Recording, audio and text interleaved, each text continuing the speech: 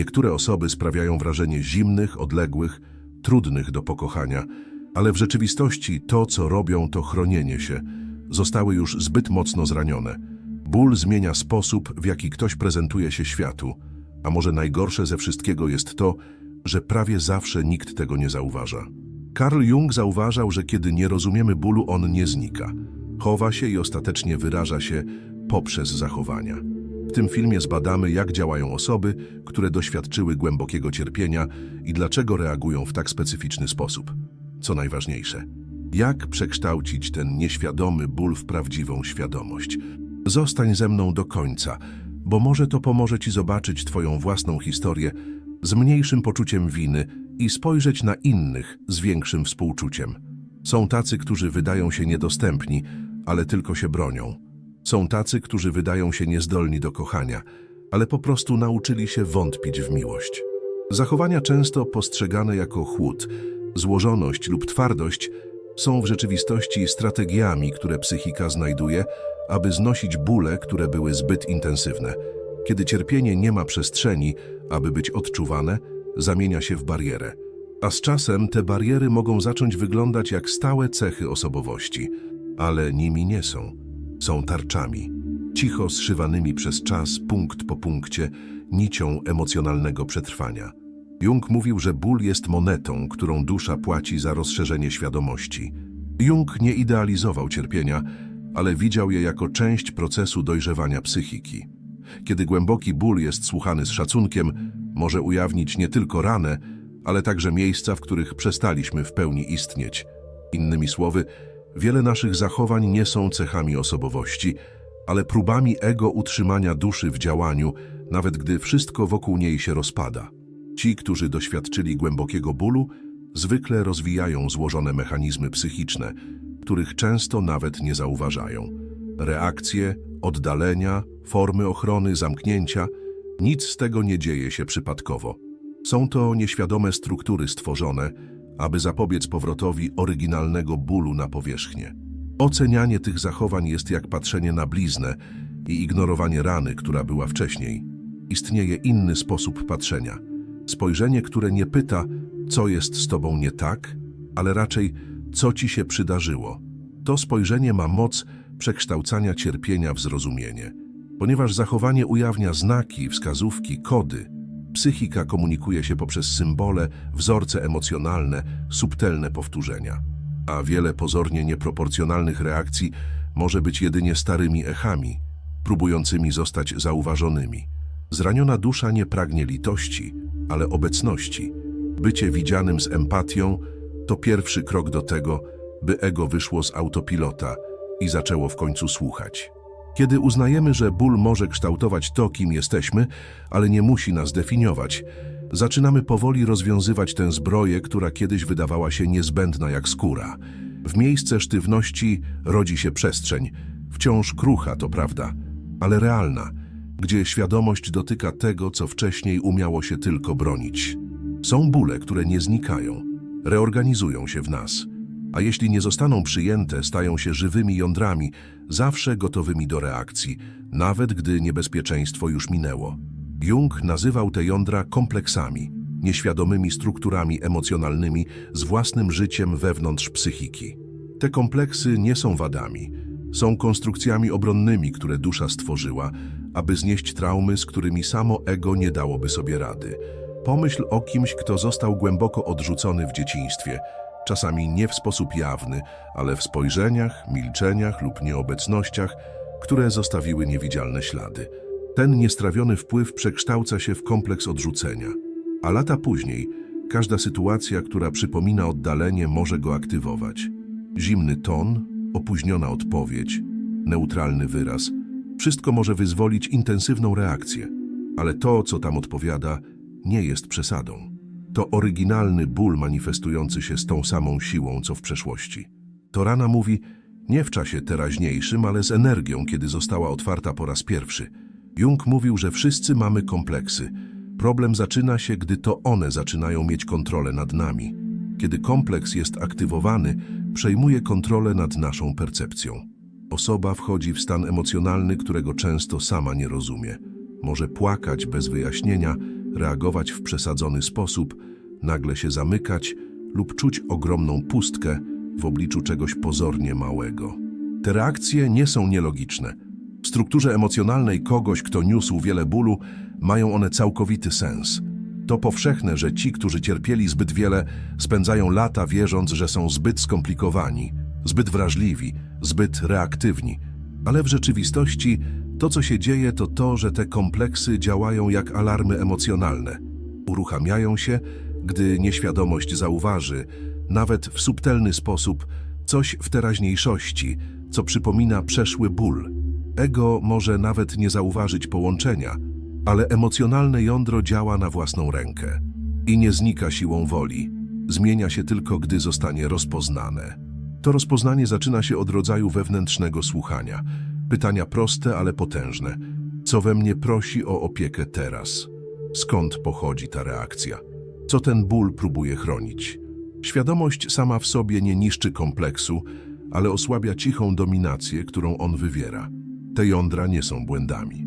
Są one emocjonalnymi wspomnieniami, a kiedy potrafimy ich słuchać bez strachu czy osądu, przestają krzyczeć, zaczynają szeptać, a w tym szepcie dusza znajduje przestrzeń do reorganizacji. Nie po to, by wymazać to, co się stało, ale by stworzyć wewnętrzne miejsce, gdzie ból nie musi już reagować samotnie, gdzie wreszcie może być zaopiekowany. Nieufność nie jest synonimem chłodu, często jest to sposób pozostania przy życiu. Kiedy ktoś został zraniony właśnie w przestrzeni, gdzie czuł się bezpiecznie, ponowne zaufanie przestaje być lekkim gestem i staje się dużym ryzykiem. Jest to ryzyko, którego ego, zawsze czujne w swojej misji ochrony, uczy się unikać. Tak więc nawet w pozornie bezpiecznych sytuacjach dusza pozostaje w stanie alarmu, ponieważ nieświadomość nie rozróżnia przeszłości od teraźniejszości. Rozpoznaje ona wzorce emocjonalne i odpowiada na nie, jakby były aktualne. Ta stała czujność jest adaptacją do świata, który w pewnym momencie przestał wydawać się bezpieczny. Mogła to być zdrada, utrata więzi, znacząca nieobecność. Nie ma znaczenia wielkość wydarzenia, ale głębokość psychicznego wpływu, jaki pozostawiło. Kiedy nieufność się instaluje, ego wznosi niewidzialne bariery. Zaczyna interpretować spojrzenia, odszyfrowywać milczenia, przewidywać rozczarowania, zanim się wydarzą. A jeśli nie znajduje oznak niebezpieczeństwa, wymyśla je, wszystko po to, by znowu nie zostać zaskoczonym. Kto żyje w tym stanie, nie wybiera takiego życia, ale jeszcze mniej chce ponownie czuć to, co kiedyś zniszczyło go wewnętrznie. Nieufność staje się filtrem. Wszystko, co drugi mówi, robi, czuje, nawet uczucie, przechodzi przez ten filtr. Każdy gest jest analizowany, testowany, dekonstruowany, ponieważ zaufanie może wydawać się bardziej ryzykowne niż oddalenie. Jung rozumiał, że kiedy psychika nie ufa, nie jest to ze złośliwości, ale dla ochrony. Ego unika zaufania, ponieważ nauczyło się boleśnie, że zaufanie może drogo kosztować. Jednak z czasem ta obrona również pobiera swoją cenę. Niemożność przeżywania prawdziwej intymności, ponieważ nikt nie może naprawdę się połączyć, gdy zawsze spodziewa się najgorszego. Proces leczenia zaczyna się w momencie, gdy zdamy sobie sprawę, że reakcja nie jest na teraz, ale na to, co już było. Kiedy rozpoznaje się, że strach nie pochodzi z teraźniejszości, ale z echa emocjonalnego, które wciąż pulsuje w środku, potrzeba odwagi, aby przerwać wewnętrzny alarm, choćby na chwilę, i zapytać, czy to zagrożenie jest realne, czy to tylko wspomnienie mnie prowadzące. Zaufanie nie oznacza opuszczenia wszystkich obron naraz. To pozwolenie na małe testy emocjonalnej rzeczywistości. To zacząć dostrzegać, że teraz może być inne i że osoba przed tobą nie jest odpowiedzialna za ból, który ktoś inny spowodował w przeszłości. Brak zaufania nie jest błędem, jest odruchem. Ale kiedy ego rozumie, że wojna się skończyła, może powoli zacząć odpoczywać. Są chwile, kiedy wszystko w nas wydaje się walić. Zaufanie się łamie, więzi stają się zagrożeniami, a ból wydaje się być jedyną rzeczą, która jeszcze pozostaje. W takich chwilach izolacja nie jest świadomym wyborem, to czysty instynkt. Zraniona dusza cofa się jak zranione ciało, które odsuwa się od najmniejszego dotyku. Nie chodzi o manipulację czy dumę. Po prostu każda ekspozycja emocjonalna staje się zbyt ryzykowna. Dlatego osoba milczy, buduje niewidzialne mury, znika w sobie. To wycofanie jest często źle rozumiane przez tych, którzy patrzą z zewnątrz. Z zewnątrz widać chłód, dystans, brak zainteresowania, ale w środku ta izolacja działa jak rodzaj psychicznej macicy, ciemne miejsce, gdzie dusza próbuje się zrekonstruować po tym, jak została wewnętrznie rozdarta. To w tym gęstym milczeniu próbuje ona powoli przypomnieć sobie, kim jest, teraz gdy świat przestał być schronieniem. Dla Junga to wewnętrzne zanurzenie było częścią symbolicznego procesu śmierci i odrodzenia. Cień wycofuje się nie dlatego, że zrezygnował z życia, ale dlatego, że potrzebuje czasu, aby się chronić, dopóki nie będzie mógł znowu oddychać. Czasami milczenie jest wszystkim, czym osoba w cierpieniu może komunikować swój ból, jeszcze bez nazwy. Ale to, co zaczyna się jako schronienie, może z czasem przekształcić się w więzienie. To, co było pauzą, staje się wzorem. Ochrona, wcześniej konieczna, staje się chroniczną izolacją. I wtedy to, co wcześniej ratowało, zaczyna dusić. Dusza przyzwyczaja się do tego, by od nikogo nie zależeć. A serce, choć bije, pozostaje zamknięte za drzwiami, do których nikt już nie ma klucza. To tutaj świadomość może coś zmienić. Nie ma pośpiechu w tym procesie, ale istnieje głęboka potrzeba prawdy. Trzeba uczciwie przyznać, tak oddaliłem się, aby przetrwać, ale może teraz już nie muszę się cały czas ukrywać. Kiedy ta wewnętrzna obecność zaczyna się formować, łagodzi sztywność obron. Stopniowo izolacja przekształca się w samotność. Przestrzeń mieszkalną, gdzie bycie samemu już nie oznacza bycia odłączonym. W tym momencie ponowne połączenie staje się możliwe. Połączenie z własnymi uczuciami, z innymi, z życiem.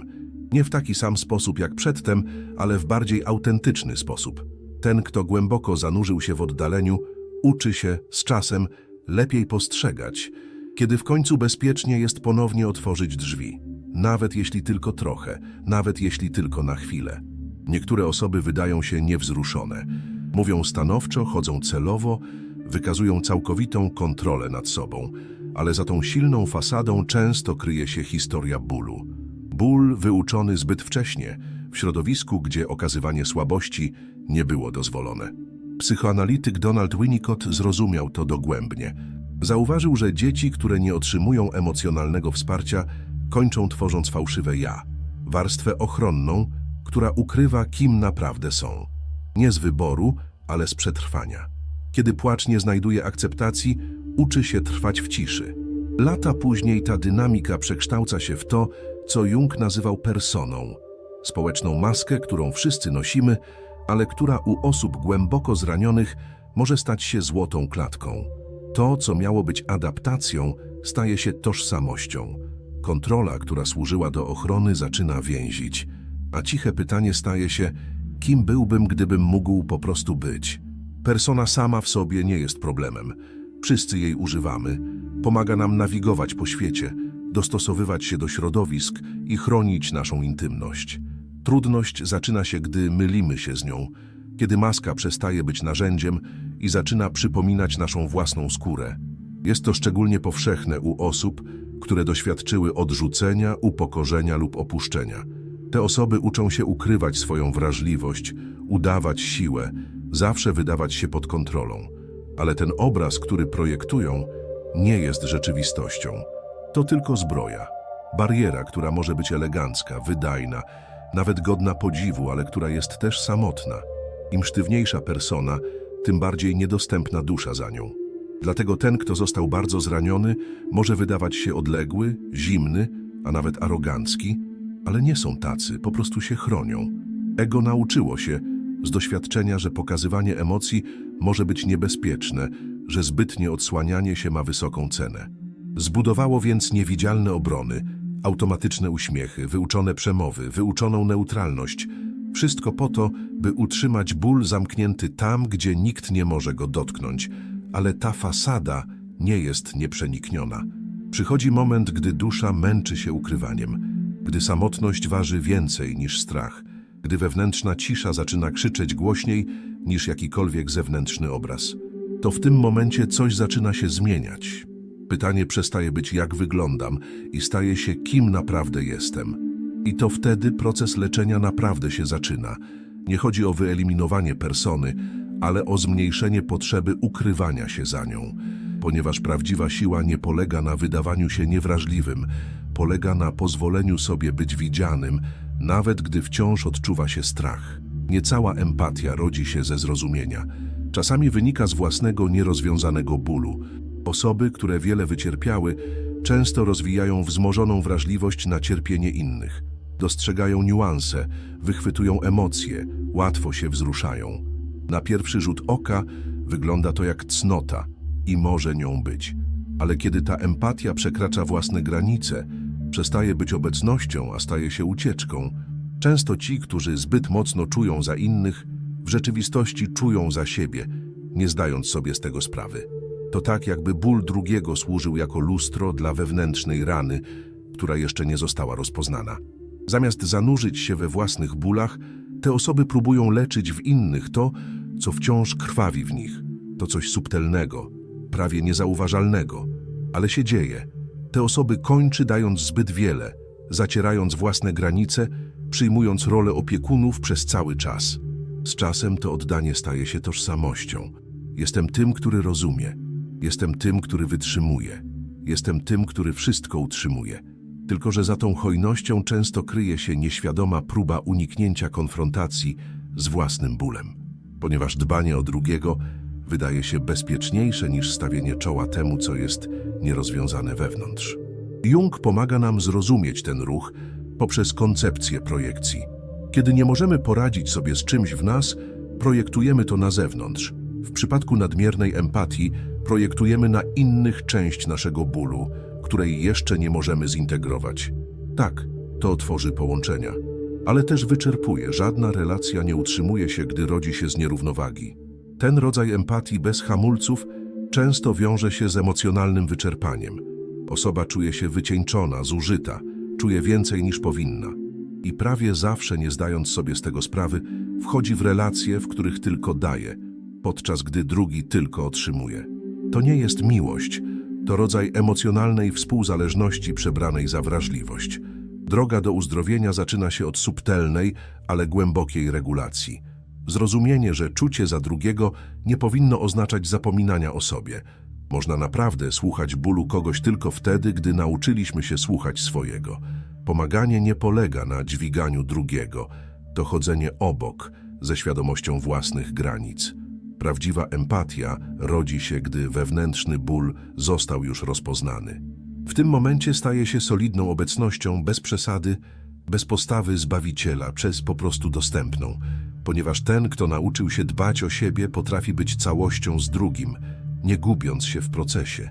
I to jest empatia, która naprawdę przekształca. Jest cicha, prosta i głęboko ludzka. Dla tych, którzy zostali już zranieni, kochanie nigdy nie jest prostym gestem. To nie brak woli, to nadmiar wspomnień. Każda próba otwarcia się przynosi ze sobą ciężar wszystkiego, co już poszło źle. Nawet gdy osoba przed nami jest inna, coś w środku pozostaje w stanie alarmu. Uczucie przychodzi, ale przynosi ze sobą zbroję. Więź nawet się tworzy, ale z nieustanną czujnością. To miłość nadchodząca, z ochroną. Ta emocjonalna ostrożność jest często błędnie interpretowana jako obojętność. Ale to, co tam istnieje, nie jest brakiem uczucia. To refleks psychiki, która nauczyła się chronić to, co już zbyt mocno krwawiło. Strach nie jest dokładnie przed osobą, która stoi przed nami, ale przed tym, co może ona obudzić. Porzuceniem, powtarzającym się rozczarowaniem, złamaniem zaufania. Serce zbliża się ostrożnie, a ego, jak wyczerpany żołnierz, opiera się całkowitemu opuszczeniu gardy. Jung widział związki jako scenę, na której kompleksy najbardziej się manifestują.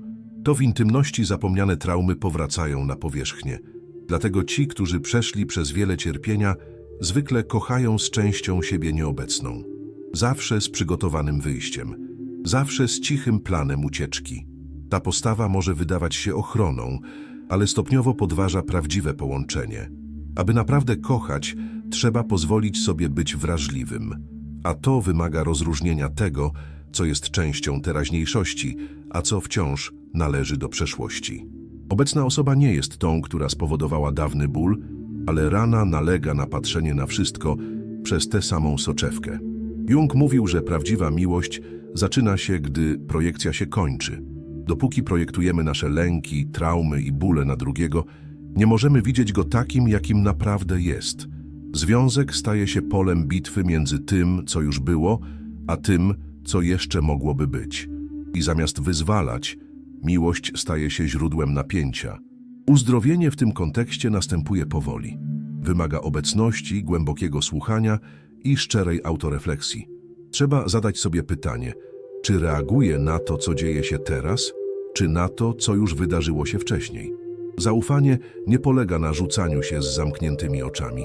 To dostrzeganie stopniowo, że istnieją bezpieczne miejsca, że nie każda miłość rani, że można kochać bez gubienia się i ufać bez znikania. Kiedy to zaczyna się dziać, zbroja nie musi być zerwana. Staje się po prostu niepotrzebna. Niektóre osoby noszą świat w ciszy, nie proszą o pomoc, nie narzekają, nie okazują słabości. Są postrzegane jako silne, odporne, te, które znoszą wszystko, ale często ta siła nie była wyborem. Była jedynym wyjściem. Kiedy nie było nikogo w pobliżu, dusza musiała nauczyć się iść sama. I poszła. Siła kogoś, kto głęboko cierpiał, ma ciche korzenie. Nie pochodzi z przemówień ani z wielkich postaw, rodzi się ze zmęczenia upadaniem i pomimo tego wstawaniem, ze stałego strachu przed rozpadnięciem się i z potrzeby pozostania silnym. To siła dyskretna, ale solidna, zbudowana z bólu, wytrwałości i wysiłku. Jung widział w cierpieniu spontaniczny impuls do poszukiwania głębszego ja. Kiedy wszystko wokół się rozpada, coś w nas nalega, by kontynuować. To właśnie to podtrzymuje duszę, gdy ego już nie może. To ten głos, który mówi kontynuuj, nawet gdy nie ma już znaku drogi. To jaźń wzywająca z wewnątrz ciemności, ale jeśli ta siła nie znajduje przestrzeni, aby zrównoważyć się z uczuciem i troską, twardnieje. I dusza, przyzwyczajona do oporu, zaczyna tracić zdolność do poddania się. Zamyka się nie tylko na świat, ale na samą siebie. Pokazanie bólu po tak długim czasie trzymania wszystkiego samemu wydaje się prawie zdradą własnej trajektorii. Dlatego prawdziwa siła musi iść w parze z wrażliwością. Bycie silnym nie oznacza nigdy potrzebowania nikogo. To wiedza, w jakim momencie można już odpocząć w ramionach kogoś bezpiecznego. To możliwość powiedzenia nie mogę już wytrzymać bez strachu przed rozpadnięciem się. To zaufanie, że siła może być również lekka. Kiedy dusza dostrzega, że nie musi już walczyć cały czas, rodzi się inny rodzaj siły. Nie siła przetrwania, ale świadomości. Ta, która pozwala nosić własną historię bez twardnienia wewnątrz. Która rozpoznaje wartość każdej blizny, ale już ich nie potrzebuje jako tarczy. I w tym punkcie droga przestaje być samotna, nawet jeśli wciąż jest cicha. Niektóre osoby żyją bardziej w głowie niż w ciele. Myślą cały czas, analizują każdy szczegół, powtarzają stare rozmowy w myślach, przewidują przyszłe scenariusze. Wydaje się, że umysł nigdy się nie wyłącza. Na pierwszy rzut oka brzmi to jak inteligencja, ale często to tylko strach w przebraniu. Nadmiar myślenia może być wyrafinowaną formą unikania czucia. Dla kogoś, kto nosi głębokie bóle, świat emocjonalny wydaje się niestabilnym terenem. Czucie, gdy łączy się z bólem, staje się zagrożeniem. Wtedy ego znajduje wyjście. Przenosi wszystko na płaszczyznę racjonalną. Umysł staje się schronieniem, strefą kontroli, miejscem, gdzie wszystko może być wyjaśnione, przewidziane, zrozumiane. Ale w tej próbie kontroli emocjonalna spontaniczność stopniowo się traci. Jung ostrzegał, wiedza sama w sobie nie przekształca. Sama wiedza nie wystarczy. Trzeba żyć, a życie wiąże się z odczuwaniem, nawet gdy boli. Myślenie zbyt wiele to strategia ego, aby utrzymać ból w zawieszeniu. Ale to, co nie jest odczuwane, nie może być zintegrowane. A to, co nie jest zintegrowane, nadal działa w cieniu. Zazwyczaj osoby, które za dużo myślą, mają trudność w nazywaniu własnych emocji. Wiedzą, co się dzieje, rozpoznają wzorzec, rozumieją przyczyny, ale pozostają uwięzione w tym samym punkcie. Ponieważ kiedy analiza zastępuje uczucie, doświadczenie wpada w pętlę. Myślenie oferuje bezpieczeństwo, czucie nie, ale paradoks jest taki, tylko uczucie wyzwala. Ból musi przejść przez ciało, nie tylko przez umysł, aby w końcu odpocząć.